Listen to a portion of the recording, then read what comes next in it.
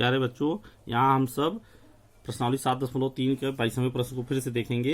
यहाँ देखें, integration of 1 upon cos x minus a cos x minus b dx लिखा हुआ है।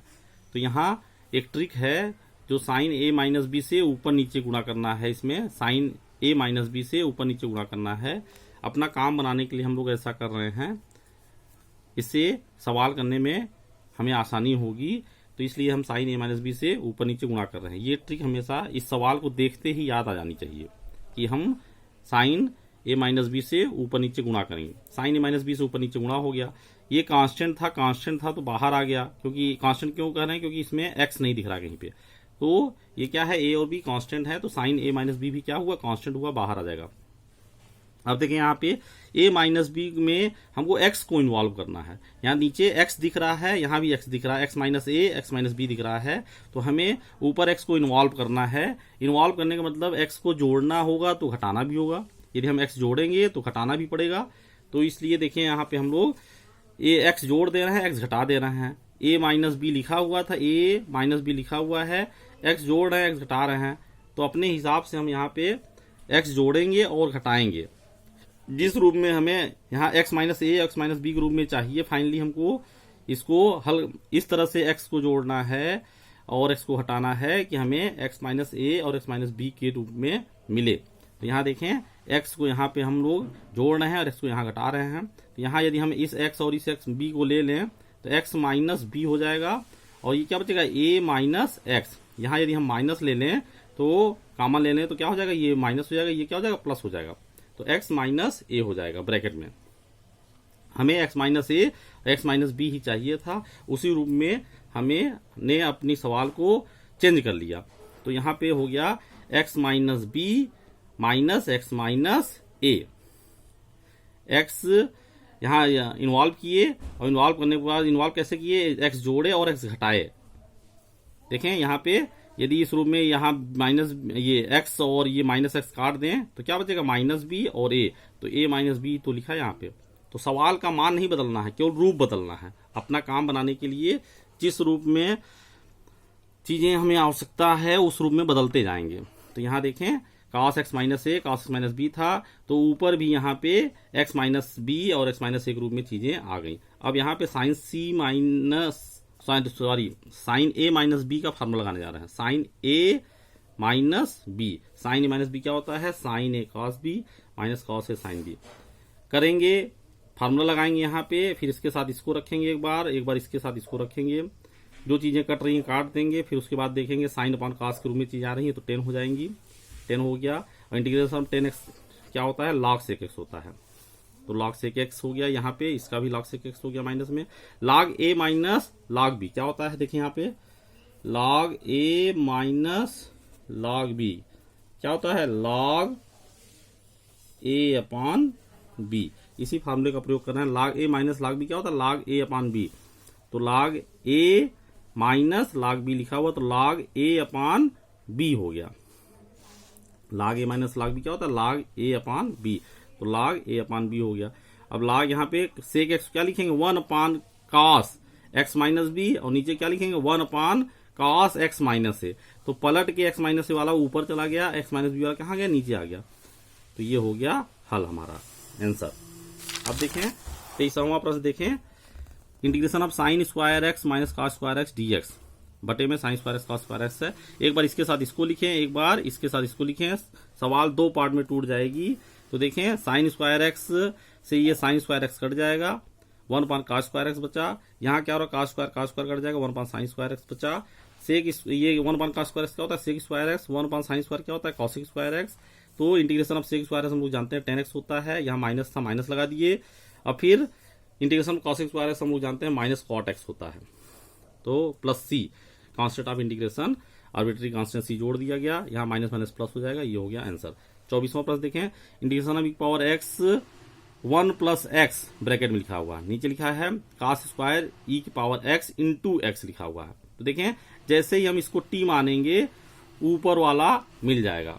देखें, e की पावर x इंटू एक्स को t मान लें तो x के सापेक्ष अवकलन करने पे क्या होगा, e की पावर x और इंटू एक्स का अवकलन करेंगे x के सापेक्ष, तो फर्स्ट इंटू सेकेंड का अवकलन, first into second, first into second का अवकलन प्लस सेकेंड इंटू फर्स्ट का अवकलन इक्वल टू dt अपॉन dx है ये। तो e पावर x लिखा हुआ है, x का अवकलन x के सापेक्ष क्या होता है 1 होता है, ये x लिखा हुआ है, e पावर x का अवकलन e पावर x होता है।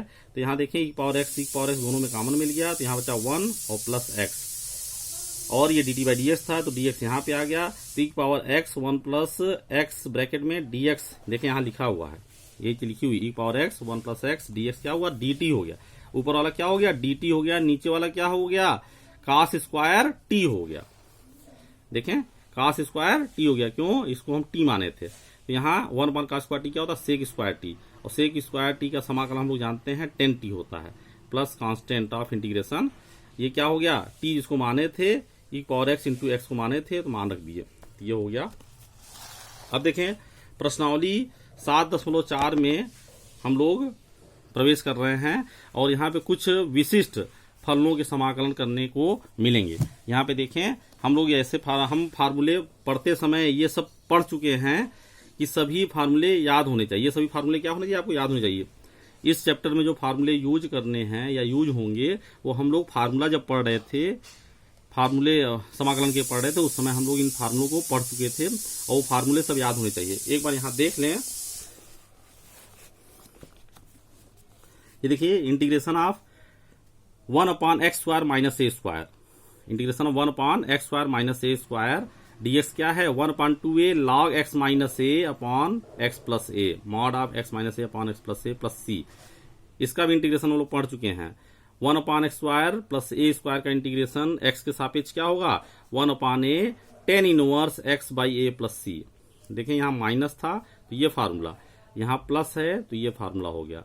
इसी तरह हम लोग ये भी पढ़ चुके हैं integration of 1 upon a square minus x square dx क्या होता है 1 upon 2a log mod of a plus x upon a minus x plus c. ये देखिए इंटीग्रेशन का ये फार्मूला पढ़ चुके हैं। Integration of 1 upon under root x square minus a square dx क्या होता है log mod of x plus under root x square minus a square plus c. देखें ये सब फार्मूले हम लोग पढ़ चुके हैं, ये सब फार्मूले याद भी होने चाहिए। यहाँ देखें integration of 1 upon under root a square minus square क्या होता है sine inverse x by a. यहाँ देखें integration 1 upon under root x square plus a square log x mod of x plus under root x square plus a square plus constant c arbitrary constant, ठीक ना। तो यहाँ पे देखें ये सब फार्मूले हम लोग पढ़ चुके हैं, और देखें कुछ फार्मूले आगे, ये सब तो फार्मूले हम लोग को याद हैं। 1 अपॉन इतने का इंटीग्रेशन क्या होगा अंत में जाके देखें यहाँ पे log x plus under root x square plus a square plus c होगा, ठीक ना। अब देखें कुछ सवालें इस फॉर्मेट में आएंगी। ये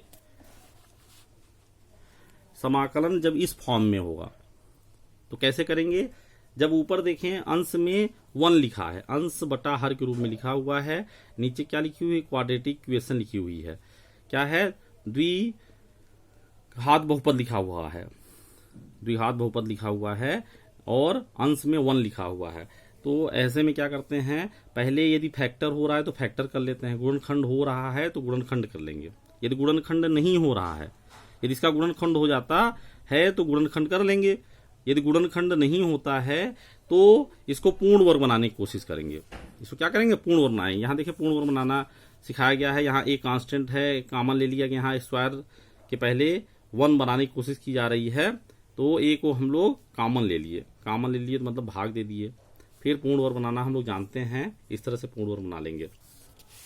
देखें यदि सवाल इस रूप में लिखी हुई है ds पान इतने के रूप में, तो प्रकार का समाकलन ज्ञात करने के लिए ये यदि इसका अब यहाँ पे देखें अंडर रूट में लिखा हुआ है तो इसको पूर्ण वर्ग बनाएंगे, इसको हर को क्या बनाएंगे पूर्ण वर्ग के रूप में बनाएंगे, पूर्ण वर्ग बनाएंगे।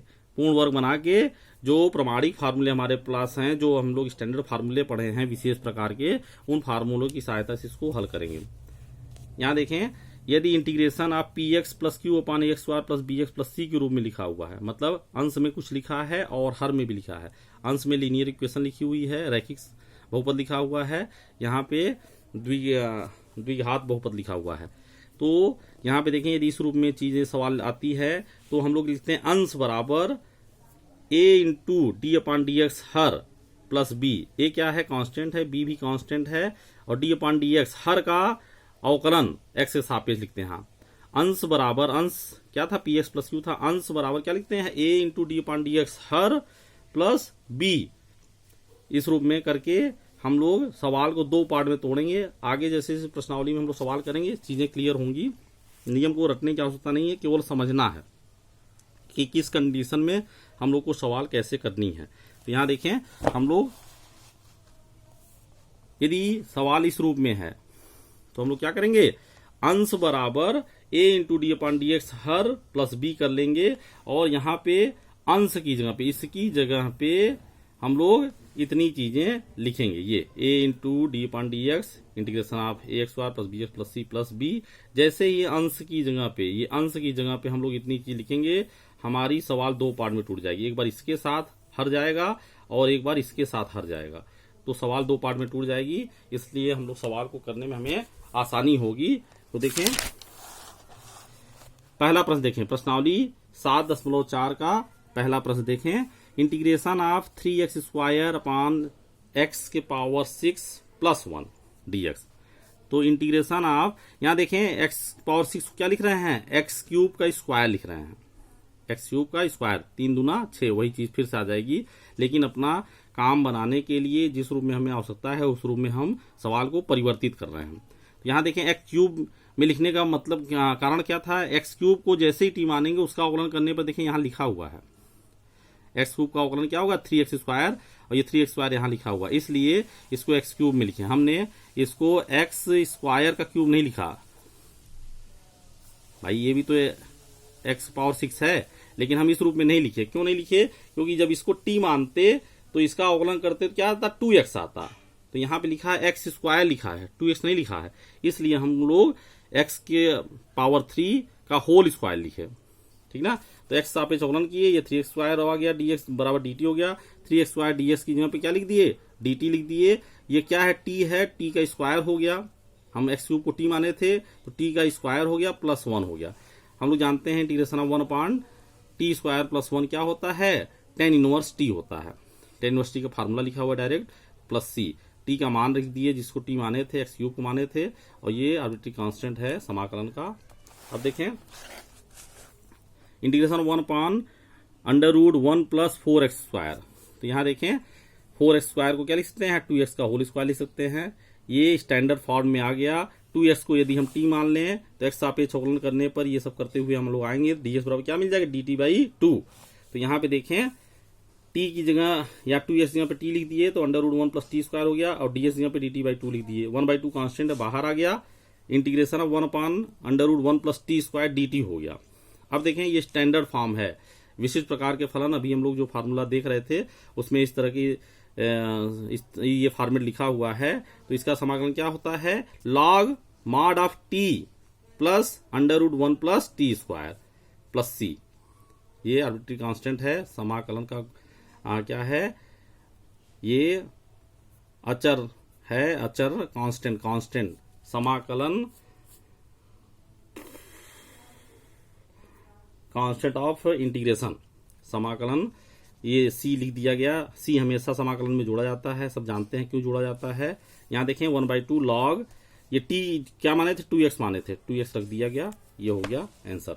यहाँ देखें integration of 1 upon 2 minus x का होल स्क्वायर प्लस 1, यहाँ 2 माइनस एक्स का होल स्क्वायर लिखा हुआ है, तो 2 माइनस एक्स को t मान लेंगे तो x का ये सापेक्ष अवकलन करेंगे, 2 का कांस्टेंट है तो 0 हो जाएगा, माइनस है माइनस लिख दिए, x का अवकलन 1 हो गया, तो ये ds बराबर क्या हो गया माइनस gt आ गया, ds बराबर माइनस gt हो गया। तो माइनस gt जैसे ही लिखेंगे माइनस बाहर आ गया, integration 1 upon t square plus 1 हो गया। और हम लोग जानते हैं ये माइनस बाहर चल रहा था, integration 1 upon t square plus 1 dt का फार्मूला क्या होता है, log mod of t plus under root t square plus 1 plus c constant of integration. और ये माइनस लॉग चल रहा है, t की जगह पे 2 माइनस एक्स लिख दिया गया, 2 माइनस एक्स को t माने थे, मान रख दिया गया। अब देखिए यहाँ पे ये माइनस कहाँ चला गया, ऊपर घात पे चला गया, क्यों, क्योंकि हम लोग जानते हैं log x की power m equal to m log x होता है। मतलब यदि घात यदि यहाँ कोई गुणांक लिखा हुआ है तो ये पावर के रूप में चला जाता है। तो यहाँ m की जगह माइनस लिखा है, -1 लिखा है, तो ये -1 कहाँ चला जाएगा, घात के ऊपर, इसके घात के रूप में चला जाएगा। तो यहाँ जब घात के रूप में चला जाएगा तो पावर -1 यहाँ जब जाएगा, ये माइनस यहाँ जाएगा तो क्या हो जाएगा, -1 हो जाएगा। और -1 मतलब 1/x, क्यों, x पावर -1 का मतलब क्या होता है, 1/x होता है। x पावर -1 का मतलब क्या होता है, 1/x। तो जब इसके पावर -1 हो जाएगा तो क्या हो जाएगा, बटे में हो जाएगा, 1/। तो वही चीज हो गई, ये आंसर हो गया। चौथा प्रश्न देखें, यहाँ पे देखें हम लोग इस रूप में बदल दिए, स्टैंडर्ड फॉर्म, जिस फॉर्म में हम लोग फार्मूले जानते हैं उस रूप में बदलने की कोशिश कर रहे हैं। ये 9 लिखा हो, 9 को क्या लिख सकते हैं, 3 स्क्वायर लिख सकते हैं। 25x² लिखा है, 5x का होल स्क्वायर लिख सकते हैं। अब देखें इसको t मान लें, इसको t मान लें, 5x को t मानेंगे तो x के सापेक्ष यहाँ पे हम लोग सकते हैं, सापेक्ष अवकलन करने पर वो सब करेंगे प्रक्रिया, लेकिन बार बार अब हम जब जान गए हैं तो ये करने की आवश्यकता नहीं है। अब हम लोग डायरेक्ट करेंगे। देखिए यहाँ पे a की जगह पे ये लिखा हुआ है और 5x की जगह पे t की जगह पे 5x लिखा हुआ है।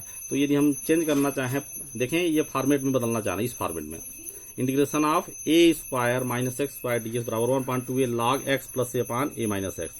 तो देखें a की जगह पे 3 लिखा हुआ है, x जो है x की जगह पे क्या लिखा है, 5x लिखा हुआ है।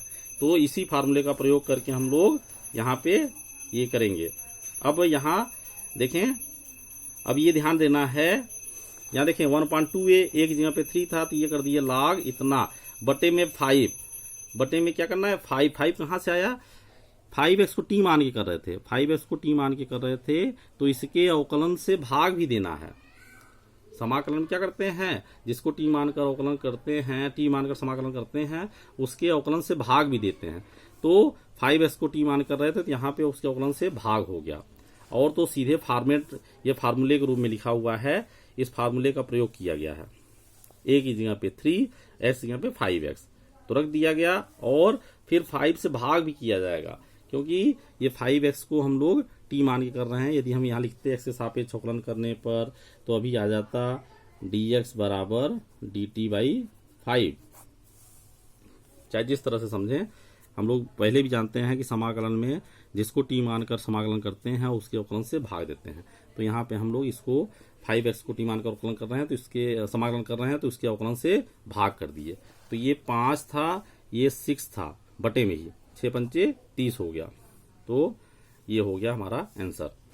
अब देखें इसको भी 3 के स्क्वायर में लिखे, -5x का होल स्क्वायर किए, ये तो रिपीट हो रहा है क्वेश्चन। हाँ, यहाँ पे देखें इस सवाल में ये अंडर रूट नहीं, हम लोग गलती से यहाँ पे अंडर रूट छूट गया था, अंडर रूट छूट गया था। तो यदि मान लीजिए यही सवाल आ जाती है तो हम लोग इस तरह से करेंगे, तो इसका आंसर ये होगा। और जो हमारी ओरिजिनल सवाल किताब में जो दी हुई है अंडर रूट के साथ दी हुई है, तो देखें फिर वही चीज करेंगे, 3 का स्क्वायर -5x का होल स्क्वायर कर दिए। एक जगह पे क्या लिखा है, 3 लिखा है, t की जगह पे क्या लिखा है, 5x लिखा हुआ है। फार्मूला हम लोग जानते हैं, इंटीग्रेशन 1/√a² - t²। देखिए अंडर रूट लगने से फार्मूला चेंज हो गया।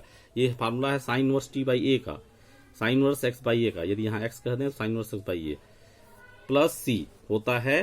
तो यहाँ पे देखें हम 5x को t मान के काम कर रहे हैं तो उसके अवकलन से भाग भी देना होगा। तो यहाँ फार्मूला डायरेक्ट लगा sin inverse x/a, sin inverse x/a, और फिर बटे में 5x को t माने थे तो t जिसको मानते हैं उसके अवकलन से भाग देते हैं, तो भाग भी दे दिए 5 से, प्लस c। तो ये 1/5 sin inverse 5x/3 plus c हो गया। धन्यवाद।